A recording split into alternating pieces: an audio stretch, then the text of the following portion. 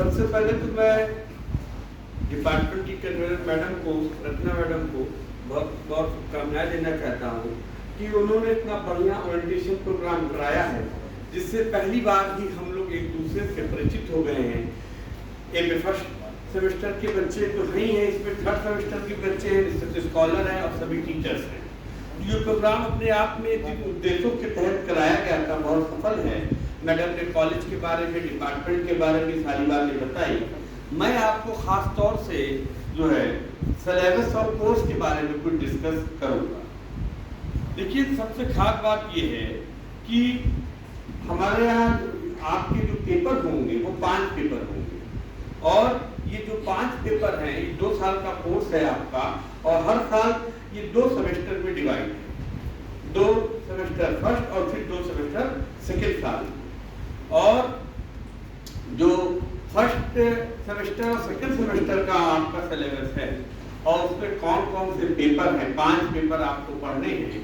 एक पहला पेपर होगा डेवलपमेंट ऑफ हिस्टोग्राफी, तो इतिहास का विकास कैसे हो रहा है, हिस्टोग्राफी का विकास कैसे हो रहा है, उसमें नेशनल और इंटरनेशनल लेवल पर इतिहासकारों का क्या योगदान रहा, उसके बारे में आप इस जो है पेपर में पढ़ेंगे। हिस्टोग्राफी अपने आप में बहुत अनमोल है, बहुत महत्वपूर्ण है, क्योंकि इतिहास को समझने के लिए हिस्टोग्राफी को भी समझना बेहद जरूरी है।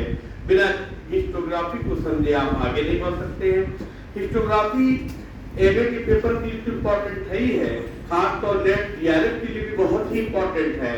और इंटरव्यू जब आप सिविल सर्विस का देने जाते हैं तो वहां पर भी हिस्टोग्राफी से कुछ क्वेश्चन पूछे जाते हैं, अक्सर बच्चे बता नहीं पाते। दूसरी बात, हिस्ट्री ऑफ मॉडर्न यूरोप। दूसरा जो पेपर आपका है वो हिस्ट्री ऑफ मॉडर्न यूरोप है। इसमें हम लोग मॉडर्न यूरोप के बारे में अध्ययन करते हैं, जो यूरोप के अंदर क्रांतियां हुई, जो डेवलपमेंट हुए, उन सारी चीजों का अध्ययन करते हैं। ये सेकेंड पेपर। हिस्टोग्राफी आपको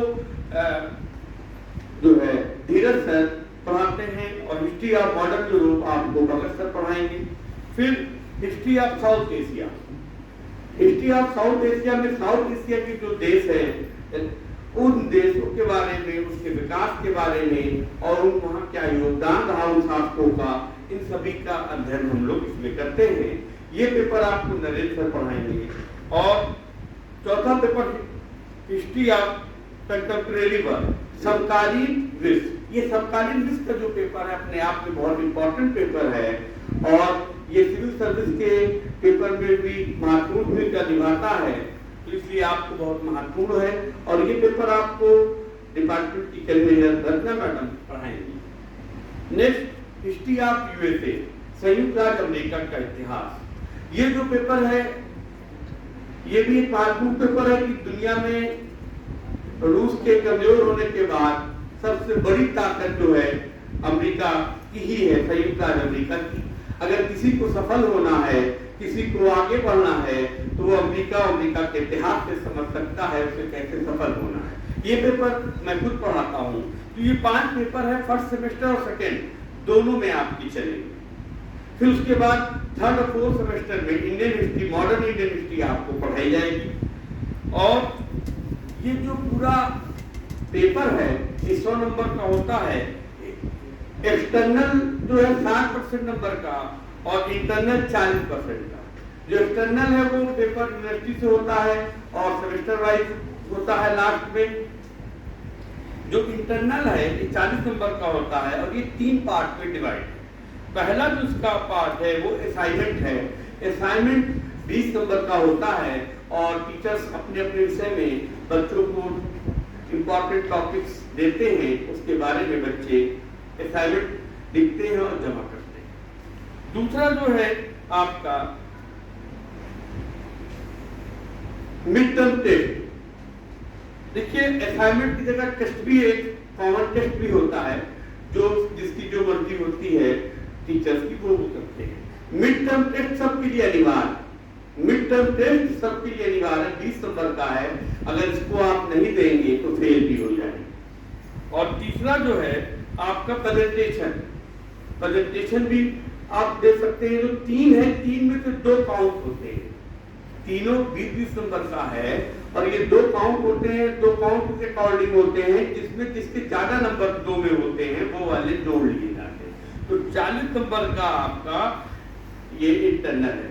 देखिए इंटरनल में खास बात यह है कि आप रेगुलर क्लास करिए, 75% अटेंडेंस जो है बेहद जरूरी है और अगर आप अटेंडेंस नहीं देते हैं, रेगुलर नहीं रहते हैं तो आपका नंबर कम हो जाएगा और ये इंटरनल वाले में फिर आपको 35 नंबर ही दे के पास किया जाएगा, 40 में से 35। तो आपको अटेंडेंस बहुत जरूरी है, रेगुलर आइए।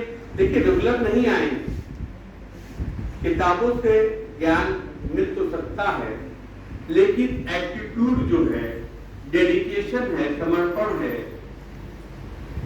और पर्सनालिटी डेवलपमेंट है, ये सब केवल और केवल किताबों से आपको नहीं मिल सकता है। इसके लिए आपको शिक्षक की, टीचर की जरूरत है। यहाँ आप आएंगे तो एक दूसरे से संपर्क में आएंगे और निश्चित आपको सफलता। दूसरी महत्वपूर्ण बात, इलाहाबाद जो आता है तो मैक्सिमम लोगों की इच्छा होती है कि वो सिविल सर्विस में जाए, IAS बने, TCS बने। अब लोगों की इच्छा हो गई है कि वो प्रोफेसर भी बने। तो इस तरीके की भी एक्टिविटीज हमारे कॉलेज में होती है और क्लास में भी होती है जिससे आप इन चीजों को समझ सके और भविष्य में IAS बन सके, TCS बन सके, नेट DRF निकाल सके या फिर किसी और सर्विस में भी जाना चाहे तो टीचर्स आपको मार्गदर्शन देते। और खास बात मैं ये कहना चाहूंगा कि रेगुलर आइए और कन्वीनर मैडम का भी आदेश है कि अगर रेगुलर नहीं आएंगे, अभी भी मौका आपके पास है, आप अपना एडमिशन कैंसिल करा सकते हैं और उसकी जगह लाइन में कम से कम 25-30 लोग लगे हैं। लगातार लोग जो है फोन कर रहे हैं, कॉलेज में आ रहे हैं कि मुझे मौका मिल जाए, मुझे मौका मिल जाए। तो अगर जो आने के इच्छुक नहीं है, ठीक है, वो जो है अपना एडमिशन कैंसिल करा सकते हैं। कोचिंग क्लासेस आप करते हैं, इसके लिए छूट है। आप सुबह अर्ली सुबह करिए 9 बजे तक, या तो आप 2 बजे की बात करिए, 2 या 3 बजे की बात करेंगे तो आप फ्री रहेंगे। तो आप सभी से नए बच्चों से खासकर ये निवेदन है कि हर हाल में आपको क्लास आना है।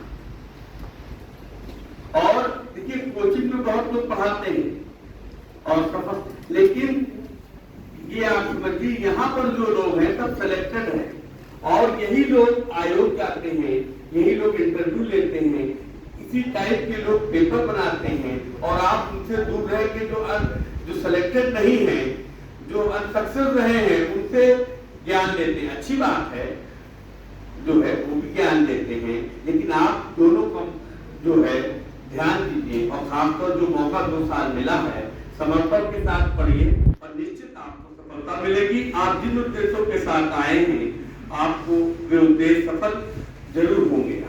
इसी के साथ मैं अपनी बातों को समाप्त करता हूं और इस उम्मीद के साथ कि आपके सारे सपने पूरे होंगे और डेडिकेशन के साथ आप लगे रहें।